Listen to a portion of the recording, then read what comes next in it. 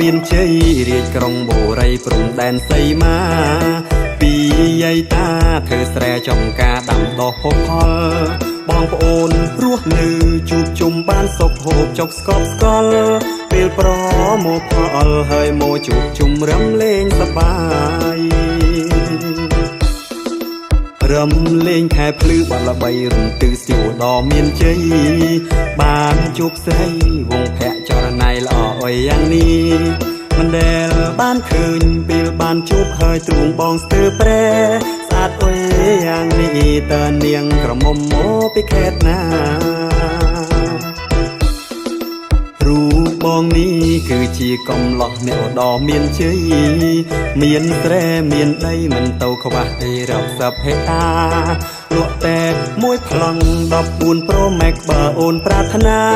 អូនកុំភ័យណាបងអើយជីវ៉ាធ្វើជាម្ចាស់ស្រី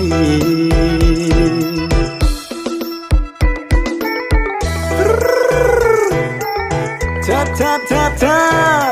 អូយាយអើយជ្រុលរួចហើយអើយមករឹមកន្ទ្រឹមសិនមកនេះទុកកណ្ដៀវសិនកន្ទ្រឹមបត់ថ្មីសបាយចំណាប់តើយាយមកហិ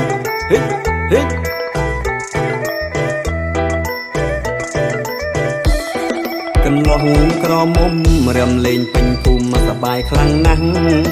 ទាំងក្មេងចាំងចូលចិត្តរំណាស់នៅកន្ទ្រឹមខ្មែរយើងមើលណោះអ៊ំសៀវសប្បាយខ្លាំងពេកឡើងដាច់ស្បែកជើងកន្ទ្រឹមខ្មែរយើងត្រូវលើកដំកើងហើយថែរក្សា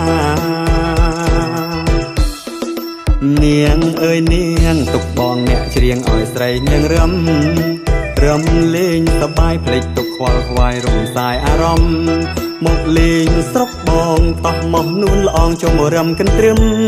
ចាស់ញញឹមឃើញអូនចូលរំទឹមនឹងបងអរគុណអូនព្រមរំនឹងបងសាសងវិចា